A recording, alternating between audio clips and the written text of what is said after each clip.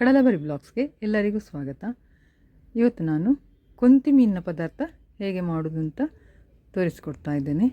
ಬನ್ನಿ ನೋಡುವ. ಈ ಮೀನು ಬೇರೆ ಎಲ್ಲ ಮೀನಿಗಿಂತ ಸ್ವಲ್ಪ ಡಿಫ್ರೆಂಟ್. ನೋಡಿ, ಇದರ ಮುಖದಲ್ಲಿ ಒಂದು ಇಷ್ಟು ಉದ್ದಕ್ಕೆ ಇರ್ತದೆ. ಇದನ್ನು ನೋಡುವಾಗಲೇ ಗೊತ್ತಾಗ್ತದೆ ಇದು ಕೊಂತಿ ಮೀನು ಅಂತ ಹೇಳಿ. ಬೇರೆ ಯಾವ ಮೀನಿನಲ್ಲೂ ಈ ಥರ ಇಲ್ಲ. ನೋಡಿ, ಇದಕ್ಕೆ ನಾನೀಗ ಈ ಅರ್ಧ ತೆಂಗಿನಕಾಯಿ ಹೋಳಿನ ಅರ್ಧದಷ್ಟು ಮಾತ್ರ ತಗೊಂಡಿದ್ದೇನೆ, ಫುಲ್ ತಗೊಳ್ಳಿಲ್ಲ. ಅಂದರೆ ಸ್ವಲ್ಪ ಸಾಕು ಅಂತ ತೆಂಗಿನಕಾಯಿ. ಇದಕ್ಕೆ ಇದು ಸ್ವಲ್ಪ ಖಾರ ಜಾಸ್ತಿ ಇದ್ದರೆ ಒಳ್ಳೆಯದಾಗ್ತದೆ. ಸ್ವಲ್ಪ ಹೊಲಸು ಸಹ ಜಾಸ್ತಿ ಇದು, ಅದಕ್ಕೆ ಸ್ವಲ್ಪ ತುಳುವಲ್ಲಿ ಕೊಡಕ್ಕೆನ ಅಂತ ಹೇಳ್ತೇವೆ. ಕೊಡಕ್ಕೆನಾದರೆ ಒಳ್ಳೆಯದಾಗ್ತದೆ ಈ ಪದಾರ್ಥ. ಇದಕ್ಕೊಂದು ಈಗ ನಾನು 7-8 ಉದ್ದ ಮೆಣಸು ಹಾಕಿದೆ. ನಂತರ ಗಿಡ್ಡ ಮೆಣಸು ನೀವು ಖಾರ ನೋಡಿ ಹಾಕಿಕೊಳ್ಳಿ, ನಿಮಗೆ ಎಷ್ಟು ಬೇಕು ಅಷ್ಟು ಖಾರ ಕಡಿಮೆ ತಿನ್ನುವವರು ಕಡಿಮೆ ಹಾಕಿ. ನಾನು ಇಲ್ಲಿಂದು 10-12 ಹಾಕಿದೆ ಗಿಡ್ಡ ಮೆಣಸು. ಹಾಗೆ ಇದಕ್ಕೆ ನಂತರ ಮೆಂತ್ಯ ಕಾಳು ಸ್ವಲ್ಪ ಸಾಕು. ನೋಡಿ, ಇದರಲ್ಲಿ ಕಾಣ್ತಾ ಇದೆ, ಇಲ್ಲೊಂದು 1/4 ಚಮಚದಷ್ಟು ಮೆಂತ್ಯ ಕಾಳು ಸಾಕು. ನಂತರ ಸಾಸಿವೆ ಹಾಕಬೇಕು. ಸಾಸಿವೆ ಕೂಡ ಸ್ವಲ್ಪ ಸಾಕು, 1/4 ಚಮಚದಷ್ಟು ಹಾಕಿದರೆ ಸಾಕಾಗ್ತದೆ. ಆಮೇಲೆ ಕೊತ್ತಂಬರಿ ಕಾಳು ಹಾಕಬೇಕು. ಕೊತ್ತಂಬರಿ ಕಾಳು 1-1.5 ಟೇಬಲ್ ಸ್ಪೂನಷ್ಟು ಬೇಕಾಗ್ತದೆ.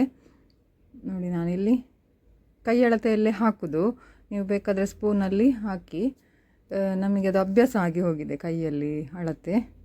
ಹಾಗೆ 1-1.5 ಟೇಬಲ್ ಸ್ಪೂನಷ್ಟು ಬೇಕಾಗ್ತದೆ.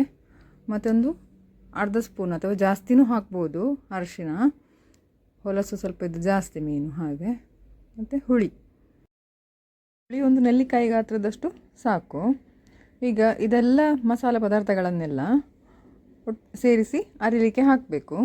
ಇದೊಂದು ಅರ್ಧದಷ್ಟು ಅರಿಲಿ, ಅರ್ಧ ಅಥವಾ 1/4 ಅರ್ಧ ಆದಮೇಲೆ ಇದಕ್ಕೆ ಒಂದು 5-6 ಎಸಳು ಬೆಳ್ಳುಳ್ಳಿ, ಒಂದು ಸ್ವಲ್ಪ ನೀರುಳ್ಳಿ, ಮತ್ತೊಂದು ಅರ್ಧ ಅಥವಾ 3/4 ಚಮಚದಷ್ಟು ಜೀರಿಗೆ ಇದನ್ನು ಸೇರಿಸಬೇಕು.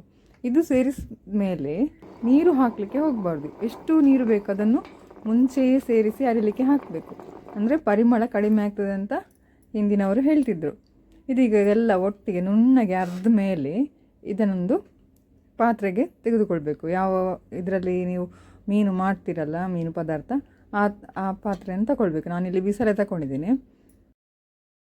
ಇದಕ್ಕೆ ರುಚಿಗೆ ತಕ್ಕಷ್ಟು ಉಪ್ಪು, ಕಾಯಿ ಮೆಣಸು, ಶುಂಠಿ, ನೀರುಳ್ಳಿ ಎಲ್ಲ ಹಾಕಿ ಚೆನ್ನಾಗಿ ಮಿಕ್ಸ್ ಮಾಡಿ ಮುಚ್ಚಿಟ್ಟು ಕುದಿಯಲು ಬಿಡಬೇಕು.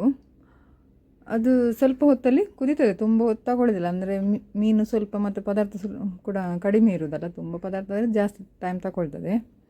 ಈಗ ಮೀನು ಕೂಡ ಕಟ್ ಮಾಡಿ ಕ್ಲೀನ್ ಮಾಡಿ ರೆಡಿಯಾಗಿದೆ. ಪದಾರ್ಥ ಕೂಡ ಕುದೀತಾ ಇದೆ. ನೋಡಿ, ಕುದಿದ ತಕ್ಷಣ ಮೀನು ಹಾಕಲಿಕ್ಕೆ ಹೋಗಬೇಡಿ. ಒಮ್ಮೆ ಸೌಟು ಹಾಕಿ ಎಲ್ಲ ಮಿಕ್ಸ್ ಮಾಡಿ ಮಸಾಲೆಯನ್ನೆಲ್ಲ, ನಂತರ ಇದಕ್ಕೆ ಮೀನು ಹಾಕಬೇಕು. ಕ್ಲೀನ್ ಮಾಡಿಟ್ಟ ಮೀನನ್ನು ಹಾಕಬೇಕು. ಹಾಕಿದ್ದು ತುಂಬ ಹೊತ್ತು ಏನು ಬೇಕು ಅಂತೇಳಿಲ್ಲ, ಒಂದು 5 ನಿಮಿಷದಲ್ಲೇ ಬೇಯ್ತದೆ, ಜಾಸ್ತಿ ಟೈಮ್ ಏನು ತಗೊಳ್ಳೋದಿಲ್ಲ.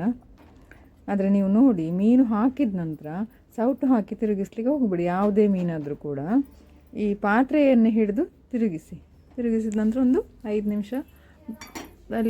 ನಿಮಿಷದಲ್ಲಿ ಬೆಂದು ರೆಡಿ ಆಗ್ತದೆ. ನಿಮಗೆ ನೋಡುವಾಗ ಗೊತ್ತಾಗ್ತದೆ.